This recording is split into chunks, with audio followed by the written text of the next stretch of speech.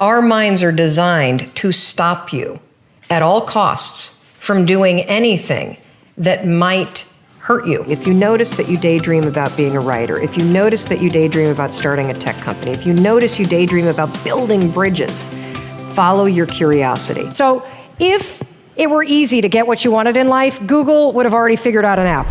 She's an American speaker, TV personality, coach, and author. Her TEDx talk on how to stop screwing yourself over has over 10 million views on YouTube. Her book, Stop Saying You're Fine, is a business bestseller. She's Mel Robbins, and here's my take on her top 10 rules for success. Also, guys, as you're watching, if you hear something that really resonates with you, please leave it down in the comments below, put quotes around it so other people can be inspired by your sharing. And also, when you write it down, you're much more likely to lock it in for yourself, too. Enjoy.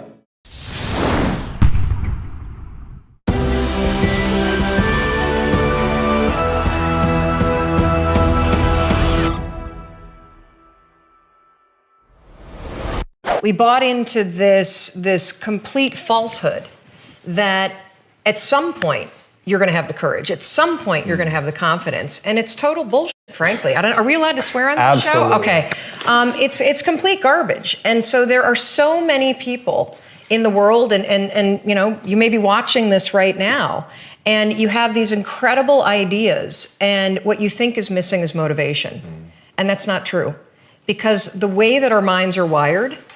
And the fact about human beings is that we are not designed to do things that are uncomfortable or scary or difficult. Our brains are designed to protect us from those things because our brains are trying to keep us alive. And in order to change, in order to build a business, in order to be the best parent, the best spouse, to do all those things that you know you want to do with your life, with your work, with your dreams, you're going to have to do things that are difficult, uncertain, or scary, which sets up this problem for all of us.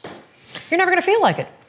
Motivation's garbage. You only feel motivated to do the things that are easy, right?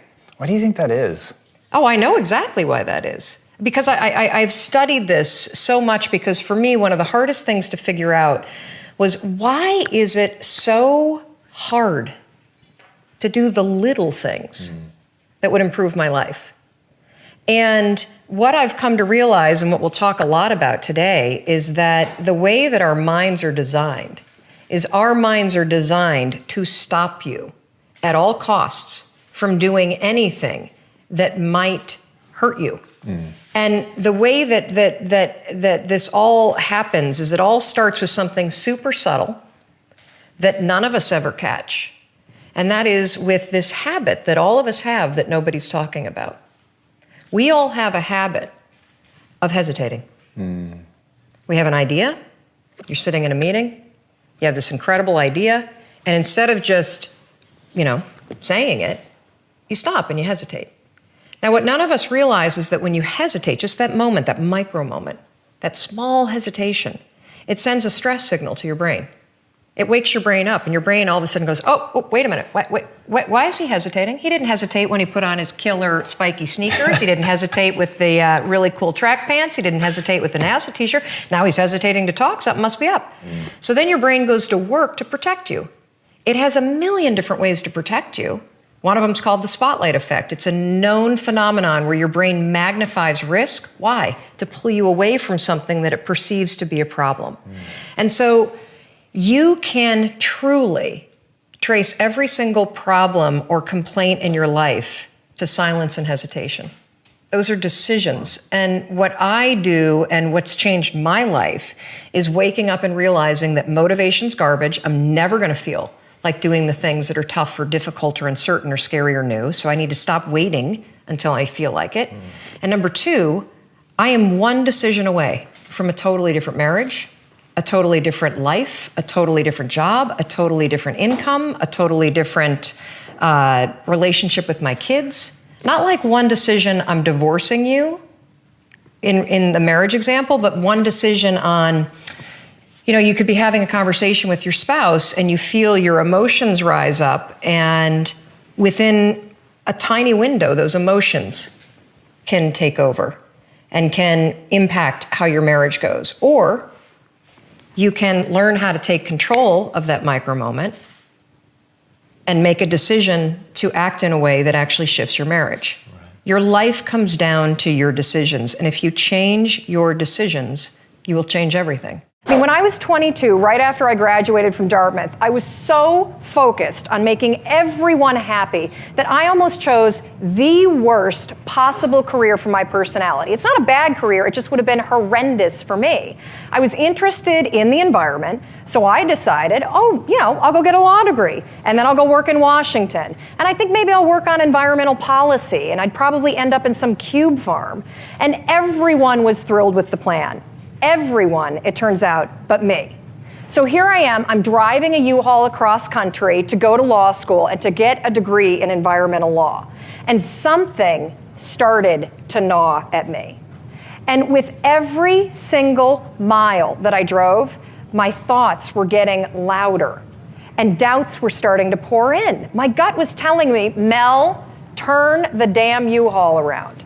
But the problem was that everything was already in place, right? I mean, I'm already in the U-Haul. The thing is already packed. I'm already 10 miles into my drive. The tuition had been paid for the first semester. I had signed a lease. I mean, I could not undo these things. Isn't that why it's so difficult for you to make changes in your life? Because you think that things can't be undone? The fact is, any excuse that you come up with, you can undo. Tuition can be reimbursed, apartments can be leased, Plan B can be invented. So I got up, I repacked that U-Haul, and I drove out of town. I let myself make a U-turn in life. If you ever find your gut battling your head, save yourself the drama. I guarantee you your gut is right. Guarantee you your excuses can be undone. And I guarantee you you can make a U-turn in your life right now if you want to. You can be asking for assignments that are above your level. So there's work that you do at your level, and then there's work that you do above your level. Mm-hmm. And the only way that you're going to be promoted to do work above your level is A, if you can demonstrate that you're capable of doing the work at your level, and B, if you are proactive in seeking out opportunities that expand your capability and give you a chance to work above the level that you're at. Nothing's going to happen unless you take that initial action. Nothing's going to happen, nothing's going to change unless you put down that pen in the meeting and you sit up and you pay attention and you listen for your opportunity to speak. Nothing's going to happen unless you push yourself to go in and make the ask for that assignment that scares you to death. One night, Chris had gone to bed. I'd been struggling. We still had all the same problems. We still had a lien on the house, still facing bankruptcy, still fighting like crazy. I was still unemployed. They still hadn't figured out like the solution yet for the business. And I was about to turn off the TV, and there on the TV, there was this rocket launching, and I thought, oh my gosh, that is it. I am going to launch myself out of bed like a rocket ship, like NASA right here had launched me out of that bed. And I'm going to move so fast that I don't think. I'm going to beat my brain. Now, here's a really interesting point. I talk a lot about your instincts and inner wisdom. And we can get into this a little bit later, but a lot of us talk about the fact that you have a gut feeling. But what all this research that I've done for the book and all the speaking that I do, what I've discovered that's fascinating is actually when you set goals, when you have an intention on something that you want to change about your life, your brain helps you. What it does is it opens up a checklist, and then your brain goes to work trying to remind you of that intention that you set.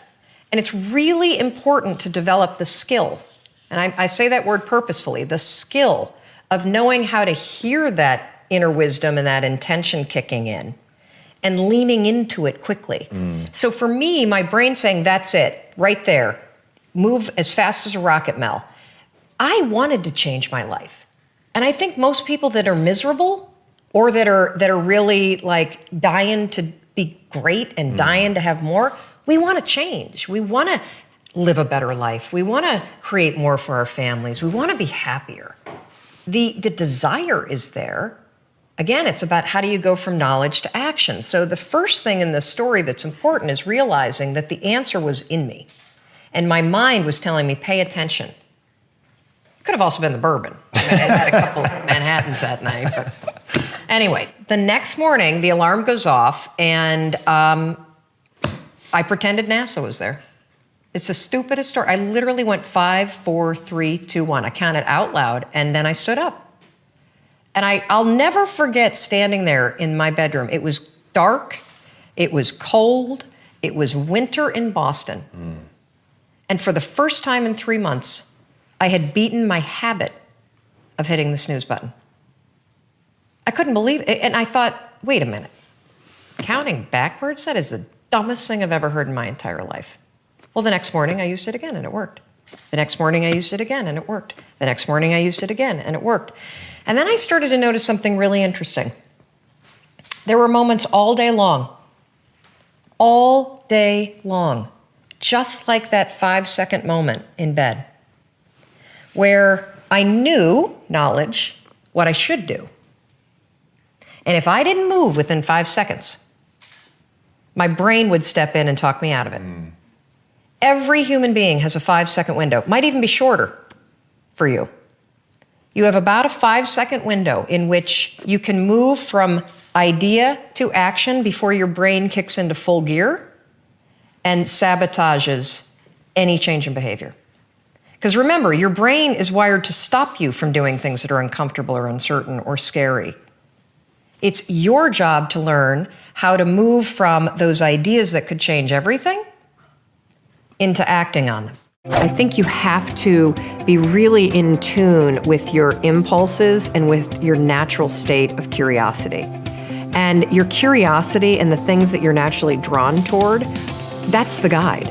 If you could spend hours singing, if you could spend hours baking, if you could spend hours writing, if you could spend hours learning code, that's a huge signal that that's something that you're really innately interested in.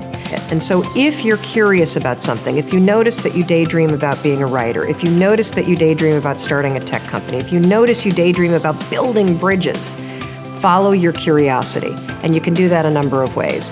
First of all, Google it. There are millions and millions of pages out there on the web that are related to what you're interested in. Secondly, find an online course. Most of the major universities are offering their courses online for free. Third, buy a book about it. Put yourself in a collision course with the thing that you're curious about, and you will get closer and closer and closer to figuring it out. What about when someone can't realize or identify their own negative feelings? Someone that has been conditioned to live in negative feelings and believes that that's normal. This question comes from Basso Anna Denegada. It is your normal. You're right. It's a really, first of all, I'm sorry that that's been your experience of life, because that really stinks, and it doesn't have to be that way. But here's where I want you to go. What's interesting about what you said is the fact that these feelings are normal, okay? Normal just means you're used to them, but you don't have to live with them. So even though you're so used to these negative feelings and these feelings of doubt, you still don't like them. You still have the ability to stop that. So I want you to think of a moment in time when you were really happy.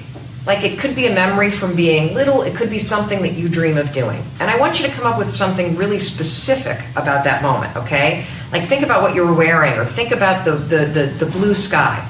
That is going to be what I call your anchor thought. Every time from this moment forward that you wake up or you find yourself drifting to those normal feelings of, I'm a loser, I'm worthless, I'm never going to find love. They may be things that you're used to thinking, but that doesn't matter, because you can change them. The second that you feel that, you've drifted over into that thought, and I keep coming over here because when you start using the rule, you're going to start to literally feel which part of your mind you're using. The worries kind of happen here. I want you to 5, 4, 3, 2, 1, and then I want you to insert this vision of yourself where you felt really good. And if you can't think of one, invent one. How would you feel if you were in love? How would you feel if you loved yourself? How would you feel if you did that thing that you're scared of, that you keep talking yourself out of? That's your anchor thought. Now, when you first start using the rule, particularly when you're breaking a habit of thinking negative thoughts, When you first start doing it, you may need to use the 5-second rule 73 times in one day. That's okay. I had to do it like that when I was first using the rule to cure myself of anxiety.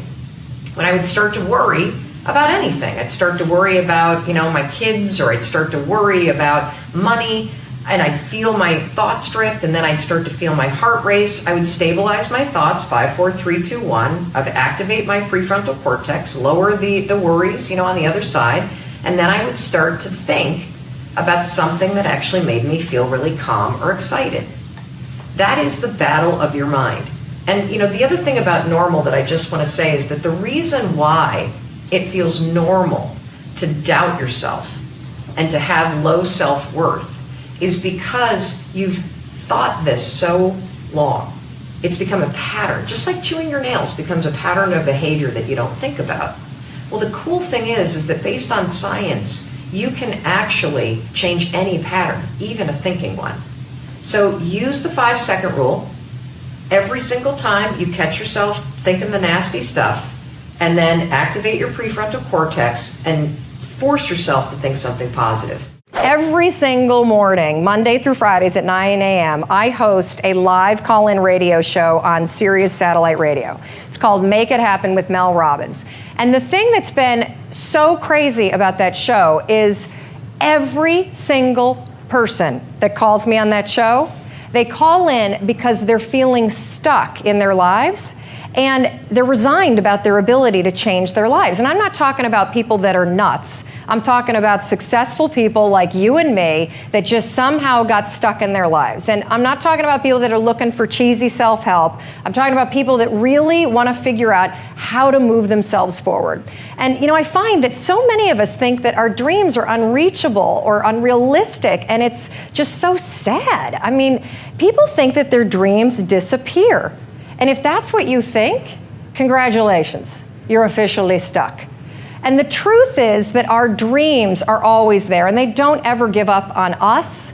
We give up on them. But here's the secret. If you just force yourself, and I mean force, because I know damn well none of you want to do anything about this, and I also know you're sitting there like, yeah, this self-help crap, this isn't for me.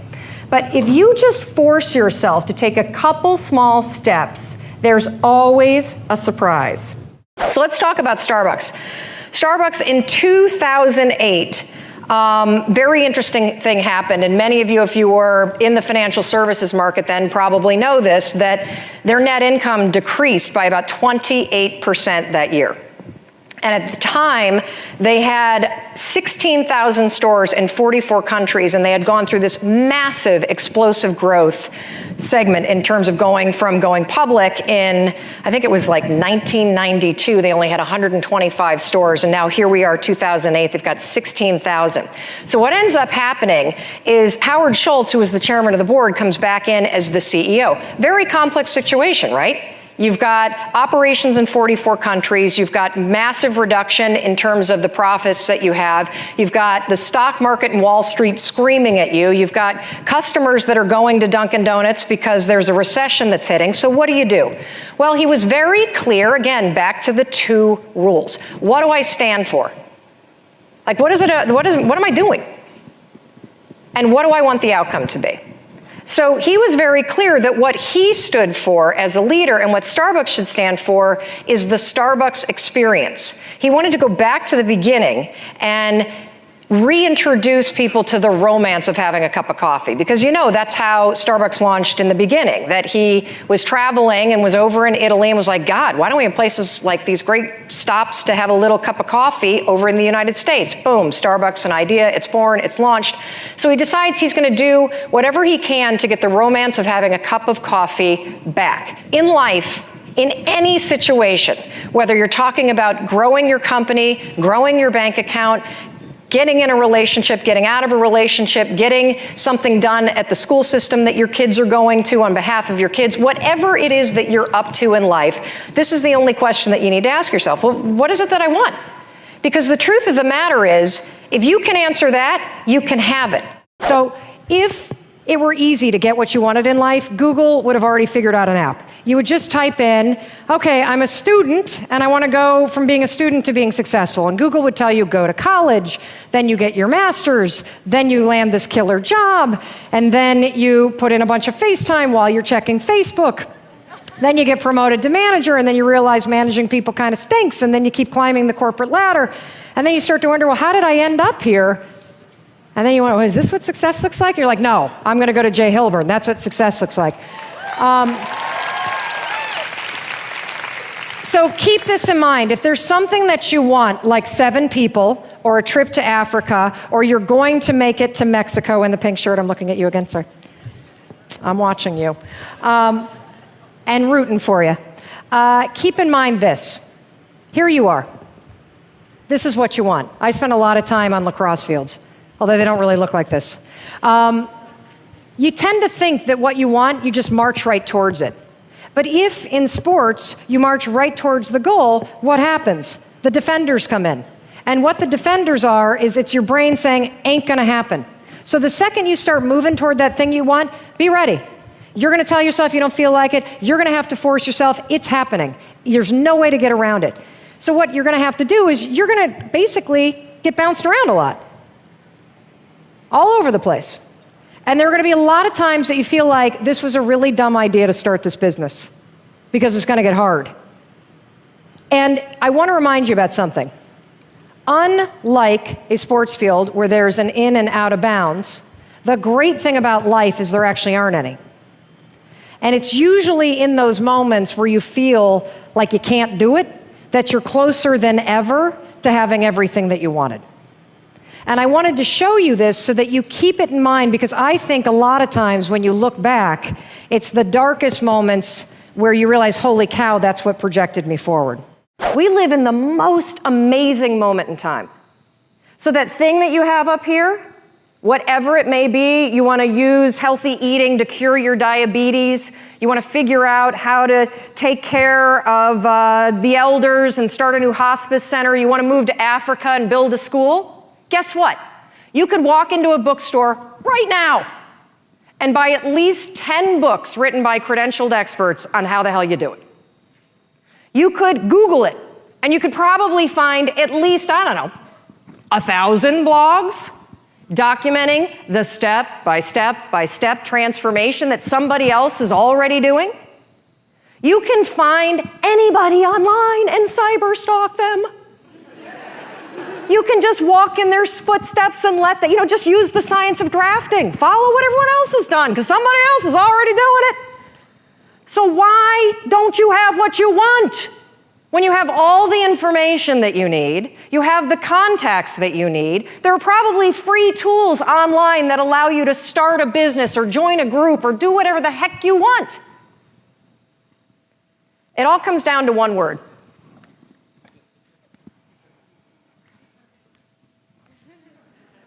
Shut the front door, you know what I'm talking about? The F-bomb. It's everywhere. You hear it all the time, and I honestly don't understand what the appeal is of the word. I mean, you don't sound smart when you say it. And it's really not expressing how you really feel. It's sort of a cheap, shot to take. And of course, I'm talking about the word fine. How you doing? Oh, I'm fine. Oh, really? You are? Dragging around those extra 40 pounds? You're fine? Feeling like roommates with your spouse? And you're fine? You haven't had sex in 4 months? You're fine? Really? I don't think so. But see, here's the deal with saying that you're fine. It's actually genius. Because if you're fine, you don't have to do anything about it. But when you think about this word fine, it just makes me so angry. I mean, here we are at a conference about being alive, and you're going to describe the experience of being alive as fine? What a flimsy and feeble word. If you're crappy, say you're crappy. If you're amazing, say you're amazing. Tell the truth. And this not only goes for the social construct, I don't want to burden you with the fact that I hate my life, or, hey, I'm amazing, but that would make you feel terrible. The bigger issue with fine is that you say it to yourself. That thing that you want, I guarantee you, you've convinced yourself that you're fine not having it. That's why you're not pushing yourself. It's the areas in your life where you've given up, where you've said, oh, I'm fine. My mom's never going to change, so I just can't have that conversation. I'm fine. You know, we got to wait until the kids graduate before we get divorced, so we'll just sleep in separate bedrooms. I'm fine. I lost my job. I can barely pay my bills, but whatever. It's hard to get a job. And, you know, one of the reasons why this word also just annoys me so much is scientists have calculated, oh yeah, I'm coming down. Scientists have calculated the odds of you being born. That's right, they've crunched the numbers. I see you up there. They have crunched the numbers on you. Yeah, no, you guys standing up, you want to sit down for this. They've crunched the numbers on you being born. And they took into account all of the wars and the natural disasters and the dinosaurs and everything else. And do you realize that the odds of you, yeah, right here, put your computer away, stand up for me, Doug. So the odds of Doug here, turn around, say hi to everybody. The odds, of Doug being born at the moment in time he was born to the parents you were born to with the DNA structure that you have, 1 in 400 trillion. Isn't that amazing? I'm so lucky. Yes. You're not fine, you're fantastic. You have life-changing ideas for a reason, and it's not to torture yourself. Thank you. Thank you, Doug. And you know, Christine was right when she said all of you could be on stage, because all of you, we're all in this category. 1 in 400 trillion. All day long, you have ideas that could change your life, that could change the world, that could change the way that you feel. And what do you do with them? Nothing. Oh, hopefully I won't moon you. You didn't pay for that. Thank you guys so much for watching. I made this video because Francesca Sugar Art asked me to. So if there's a famous entrepreneur that you want me to profile next, leave it down in the comments below and I'll see what I can do. I'd also love to know, what did Mel say that had the biggest impact on you? What was your favorite clip? And what are you gonna take from this video and immediately apply somehow to your life or to your business? Leave it down in the comments below and I'm gonna join in the discussion. Finally, I want to give a quick shout out to the guys from VNR Media. Thank you so much for picking up a copy of my book, Your One Word, and for the fun interview that we did on your channel. It was a blast and I'm excited to see where your channel goes, guys. Our guest today is Evan Carmichael, and Evan, he was recognized by Forbes as one of the world's top 40 social marketing talents. Inc. magazine rated him as one of the top 25 social media keynote speakers you need to know, and he had recently published a book called Your One Word. So thank you guys so much for watching. I believe in you. I hope you continue to believe in yourself and whatever your one word is. Much love. I'll see you soon.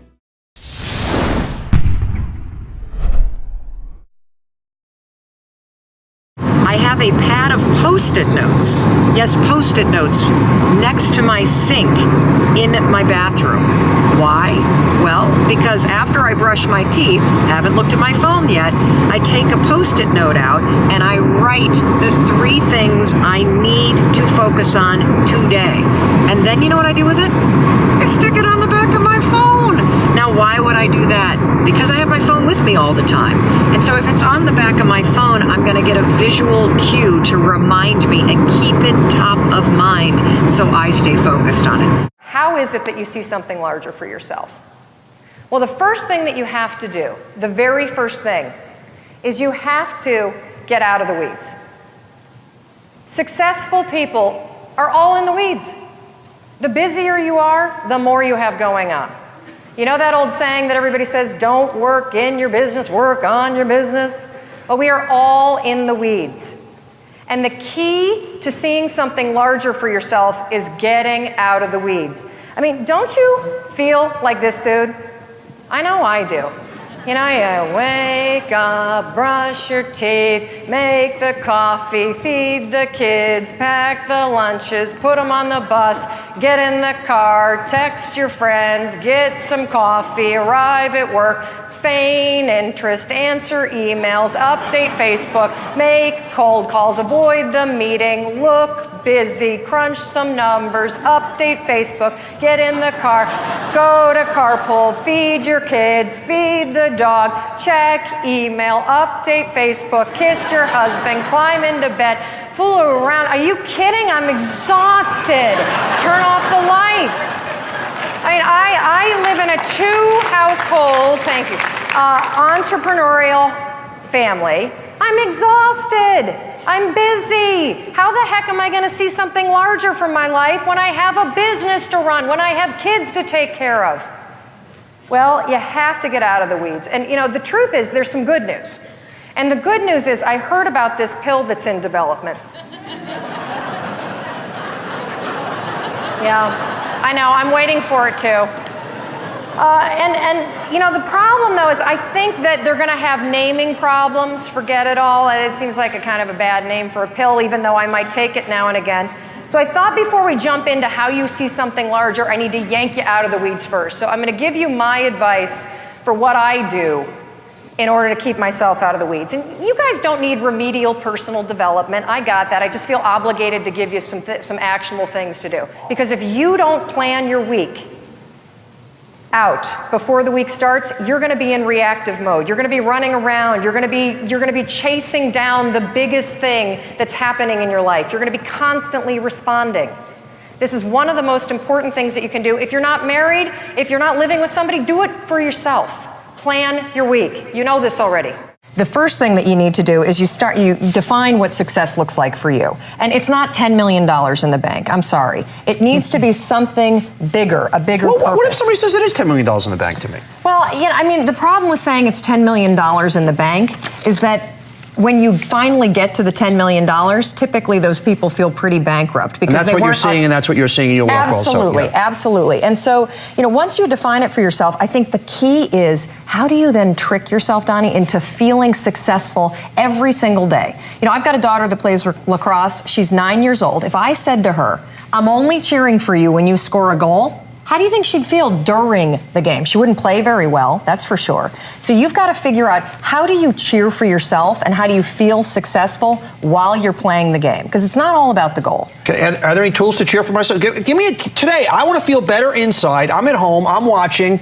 I'm either somebody that's got the millions of dollars and it's not feeling good, or I don't have those millions of dollars and it's not feeling good. All right, and I'm worried about the economy around me. And so give me the cheering section. What you need to do. What you need to do is you have to decide, okay, this is where I'm going. I'm going for the big vision of what success is. Now do a head fake with yourself and say, okay, let's just say that I'm actually already there. I have the $10 million in the bank. I'm, saving the world, whatever it is that your version of success is. What are 3 things that I would change about this day, today? How would I live it today if I already had all that stuff? What time would I wake up? Who's my first phone call to? What did I eat for breakfast? Start living as that success vision now.